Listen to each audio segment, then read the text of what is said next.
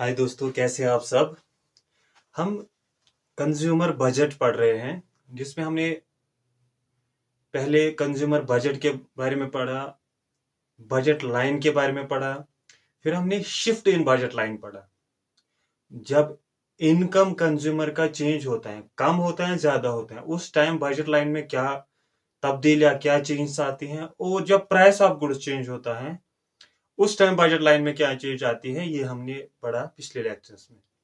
आज के लेक्चर में हम पढ़ेंगे अब जो ये बजट लाइन है,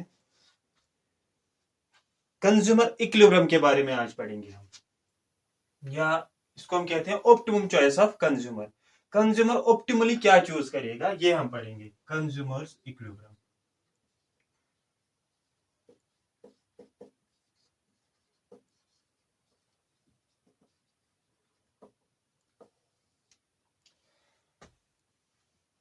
दो कमोडिटीज लेते हैं हम, कोई भी दो कमोडिटीज ले सकते हैं आप।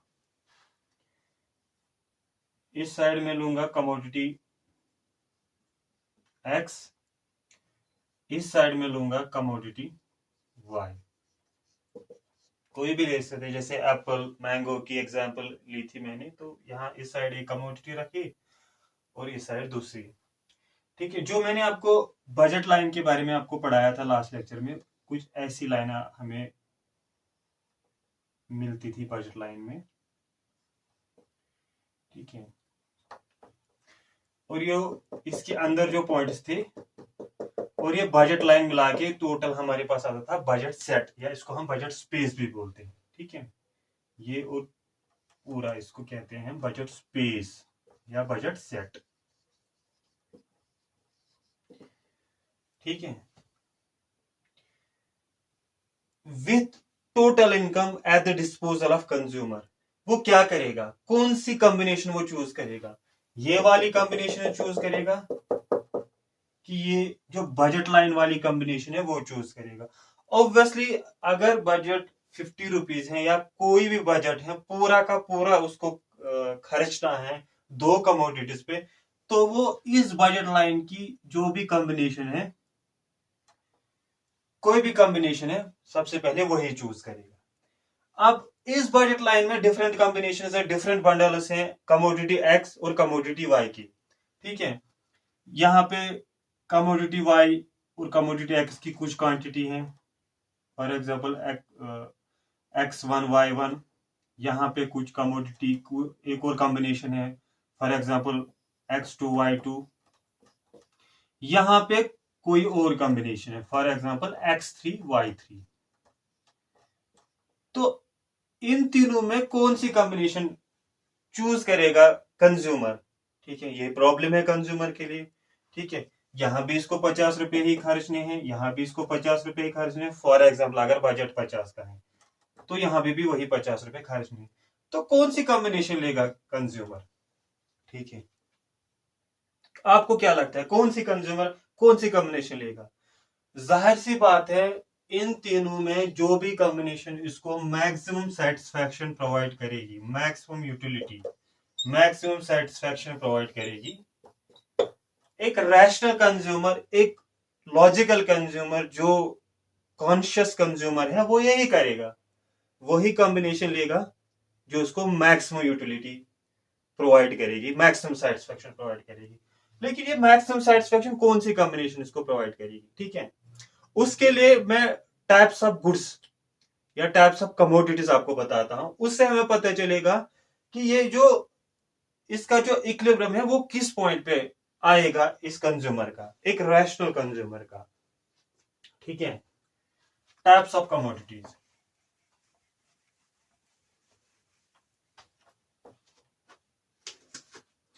हमारे पास होती है सबसे पहले गुड कमोडिटी, मैक्सिमम इसी कैटेगरी में फॉल करते हैं गुड कमोडिटी। गुड कमोडिटी, इनको हम नॉर्मल गुड्स भी बोलते हैं।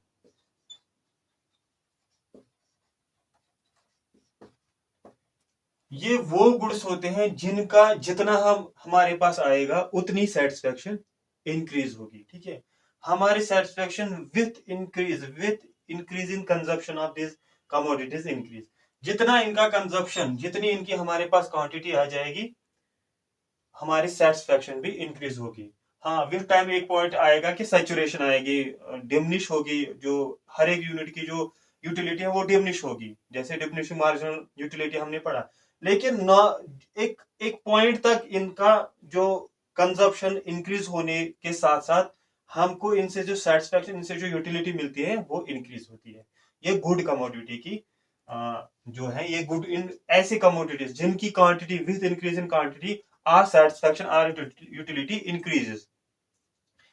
Those commodities with increase in whose consumption this utility increases, उनको हम कहते हैं good commodities। दूसरे इसके बिल्कुल अपोजिट bad commodity।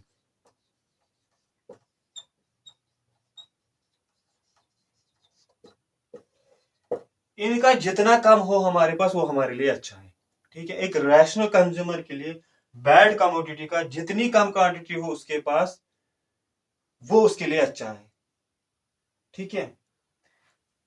एग्जाम्पल, ऐसी कौन सी कमोडिटी है जिसका जितना हमारे पास कम है उतने लिए अच्छा है? फॉर एग्जाम्पल इलनेस, जितना इंसान कम बीमार हो उसके लिए अच्छा है। या पोल्यूशन, जितना कम पोल्यूशन है उतना इंसान के लिए अच्छा है। So the bad commodities are those commodities that decrease in whose quantity brings more satisfaction, ठीक है। तीसरा हमारे पास न्यूट्रल कमोडिटी।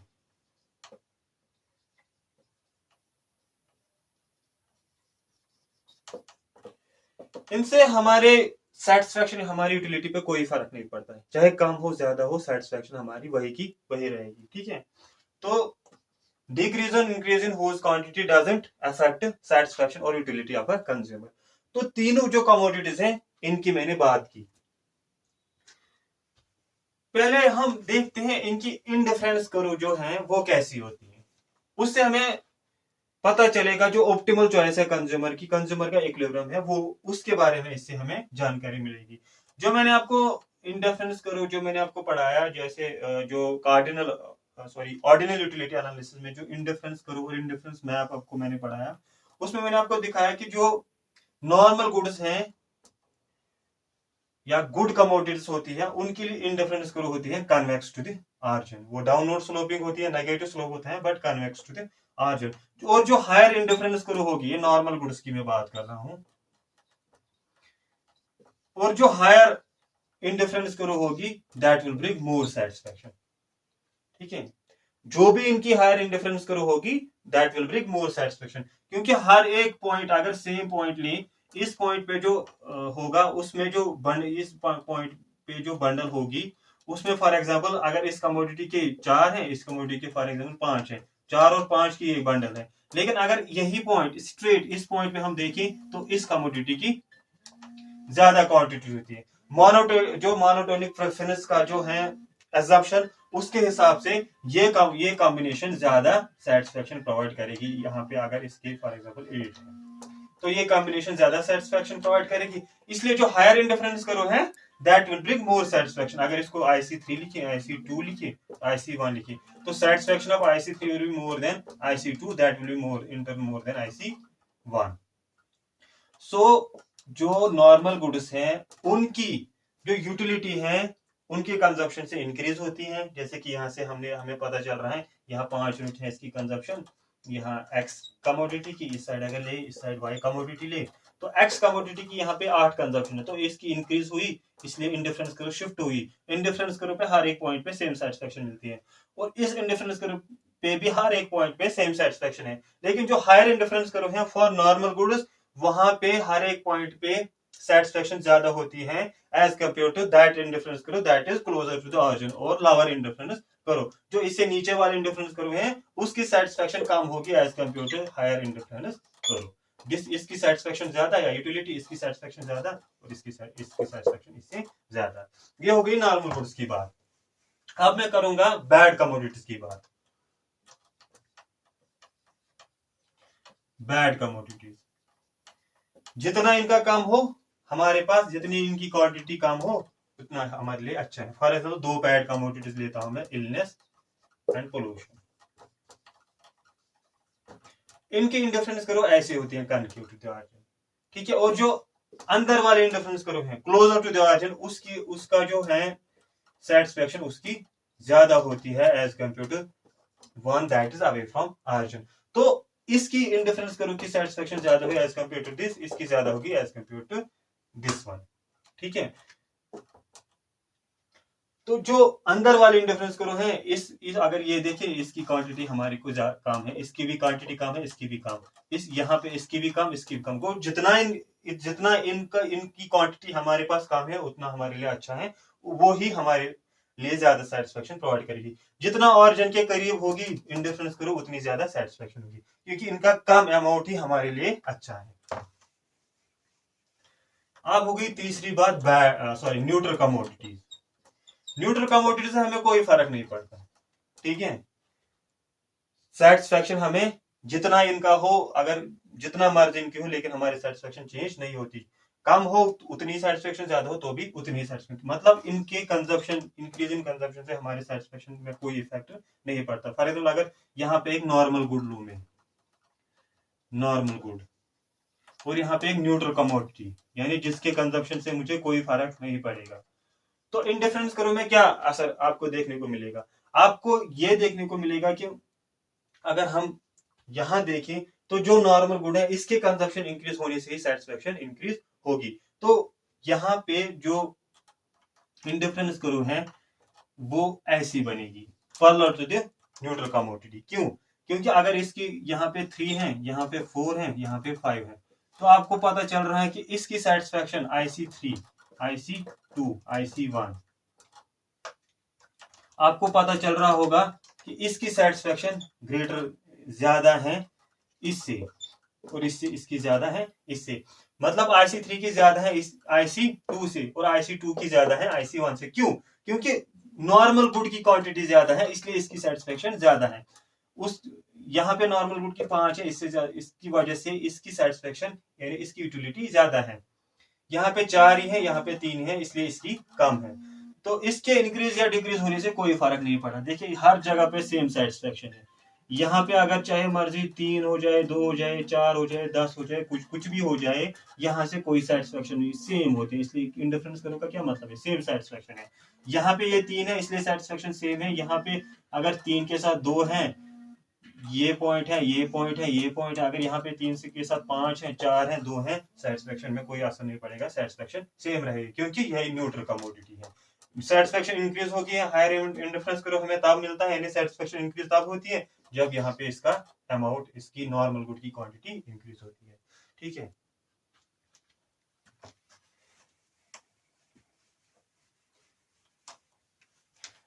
अब मैं बात कर रहा था कि ऑप्टिमल चॉइस ऑफ कंज्यूमर यानी कंज्यूमर इक्विलिब्रियम, जो मैंने आपको बताया था कि बजट लाइन पे हर बजट लाइन जो है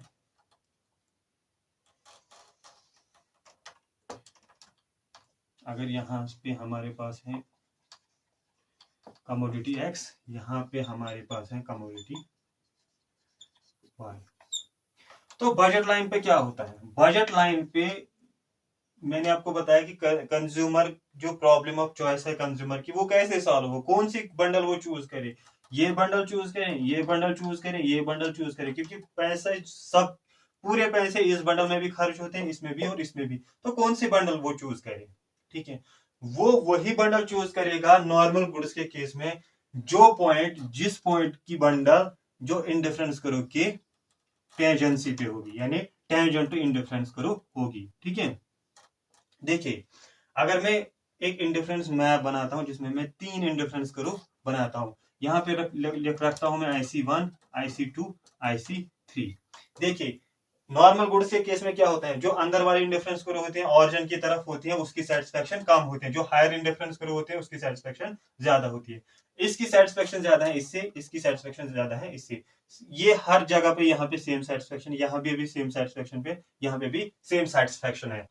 मतलब अगर कंज्यूमर खर्च करेगा यहाँ, अगर ये पॉइंट देखिए ये पॉइंट जो भी पॉइंट है बजट लाइन पे, यहां से यहां तक जो भी पॉइंट है बजट लाइन पे,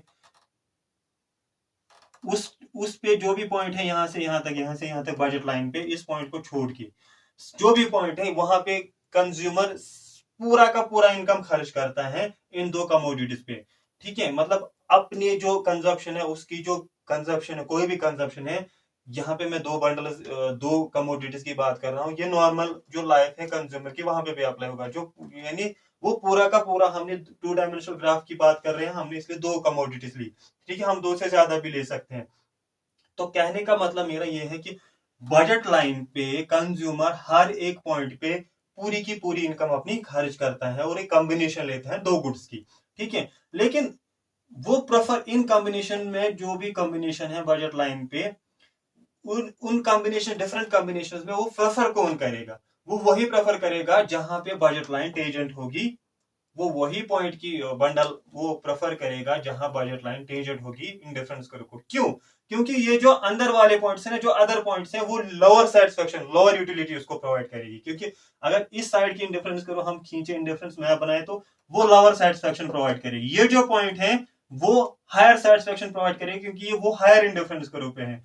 इसी की वजह से जहां पे बजट लाइन टेंजेंट होगी इन डिफरेंस करो के, इन केस ऑफ नॉर्मल गुड्स, वहां पे कंज्यूमर इक्विलिब्रियम पे होगा। यानी अगर इस यहाँ पे रखेंगे पॉइंट क्यू फॉर एग्जांपल, तो ये जो कॉम्बिनेशन है, जो भी ये कॉम्बिनेशन है, कंज्यूमर यही प्रेफर करेगा, क्योंकि ये हायर सेटिस्फेक्शन उसको प्रोवाइड करेगा विथ गिवन इनकम। ठीक है, और इस पॉइंट पे अगर हम देखें, इस पॉइंट पे अगर हम देखें, इसको कहते हैं इंटीरियर सोल्यूशन। नॉर्मल गुड्स में हमें इंटीरियर सोल्यूशन मिलता है कंज्यूमर के इक्विलिब्रियम के लिए। ठीक है, अगर हम इस पॉइंट की बात करें, ये जो स्लोप ऑफ इंडिफरेंस करो है, वो हमें क्या दिखाता था? वो दिखाता हमें MRS, marginal rate of substitution. और जो स्लोप ऑफ बजट लाइन है, वो हमने लास्ट लेक्चर में हमने पढ़ा, वो क्या हमें दिखाता है? वो दिखाता हमें, ये कमोडिटी वाई, वो हमें क्या दिखाता है? Slope of budget line, ratio of prices of two goods, PX by PY. अगर हम at the point of tangency की बात करें, ये जो दो रेट्स हैं ये इक्वल होती है।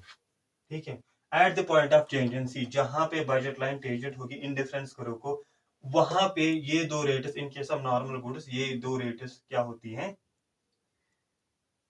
इक्वल होती है। Marginal rate of substitution is equal to the ratio of the prices. तो ये आप नोट कर लीजिएगा, जहां पे बजट लाइन टेंजेंट होती है in case of normal goods to the indifference curve, वहां पे marginal rate of substitution equal होती है to the ratio of the prices of two goods. मतलब स्लोप ऑफ ये होगी स्लोप ऑफ इंडिफरेंस करो, ये है स्लोप ऑफ बजट लाइन। ये दो स्लोप इक्वल होते हैं, क्योंकि टेंजेंट है, यहाँ पे जो इसका स्लोप होगा वो उसका भी स्लोप सेम होगा। ये स्लोप इक्वल होते हैं। स्लोप ऑफ इंडिफरेंस करो को हम मार्जिनल रेट ऑफ सब्स्टिट्यूशन बोलते हैं, यानी slope of indifference curve marginal rate of substitution represent करता है, और स्लोप ऑफ जो बजट लाइन है वो रिप्रेजेंट करता है ratio of the price of two goods. तो ये स्लोप इक्वल होते हैं at the point of tangency, और इसी पॉइंट पे कंज्यूमर इक्विलिब्रियम हमें अचीव होता है। ये नॉर्मल गुड्स के केस में होता है, बट जो बैड कमोडिटीज हैं उसके केस में ऐसा नहीं होता है, क्योंकि उसके केस में डिफरेंट होता है। अगर ये बजट लाइन है, यहाँ पे हमारे पास बैड कमोडिटी है, बैड कमोडिटी 1, यहाँ पे हमारे पास है बैड कमोडिटी 2। अगर इनके केस में जो इंडिफरेंस करो है ना, वो ऐसी होती है, कनकेव होती है। हायर सेटिस्फेक्शन कौन सी इंडिफरेंस करो हमें प्रोवाइड करेगी? अंदर वाली इंडिफरेंस करो, यानी ये जो टुवर्ड्स द कॉर्नर है, ये सबसे ज्यादा सेटिस्फेक्शन प्रोवाइड करेगी as compare to this will provide more satisfaction that as compare to one that is away from origin. तो ज्यादा सेटिस्फेक्शन ये प्रोवाइड करेगी। तो अगर यहाँ पे हमें देखें, तो बजट यहाँ पे भी कंज्यूमर को सेम अमाउंट, यहाँ पे भी कंज्यूमर को सेम अमाउंट स्पेंड करना है, यहाँ पे भी कंज्यूमर को सेम अमाउंट स्पेंड करना है। मतलब मगर सेटिस्फैक्शन यहाँ पे भी सेम मिलेगी और यहाँ पे भी सेम मिलेगी, और यहाँ पे भी सेम मिलती, लेकिन ये इसके बजट के बाहर है। ठीक है, ये यहाँ पे भी, ये सारे पॉइंट इसके बजट के बाहर हैं, सिर्फ ये दो पॉइंट जहाँ पे इसको सेम सेटिस्फैक्शन मिलती, ये इसके बजट के अंदर है। तो in case of bad commodities we have, bad commodities के केस में हमारे को मिलता है कॉर्नर सोल्यूशन, इसको कहते हैं। मतलब कंज्यूमर का इक्विलिब्रियम यहां है और यहां भी है, इसको कहते हैं कॉर्नर सोल्यूशन। तो नॉर्मल गुड्स के केस में हमें वहां इक्विलिब्रियम मिलता है जहां टेंजेंट होता है, normal goods, maximum goods, normal goods होते हैं। उनके केस में हमें कंज्यूमर इक्विलिब्रियम वहां होता है जहां इंडिफरेंस करो, सॉरी, बजट लाइन टेंजेंट होती है इंडिफरेंस करो को। और जो बैड कमोडिटीज है उनके केस में हमें एक कॉर्नर सोल्यूशन मिलता है और वो एंड पे होते हैं, क्योंकि जो इनर इंडिफरेंस करो है वो ज्यादा सेटिस्फेक्शन प्रोवाइड करती है। ठीक है,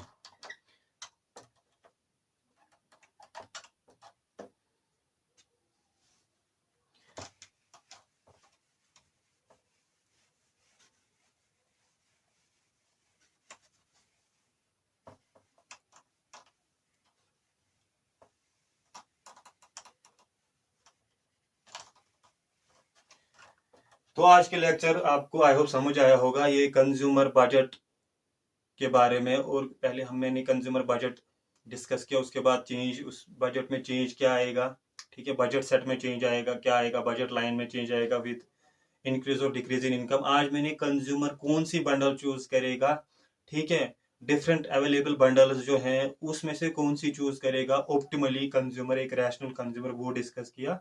ठीक है, आगे वाले लेक्चर्स में आपके साथ लॉ ऑफ डिमांड मैं डिस्कस करूंगा। ठीक है, आई होप आज का लेक्चर आपको समझ आया होगा। Take care, bye.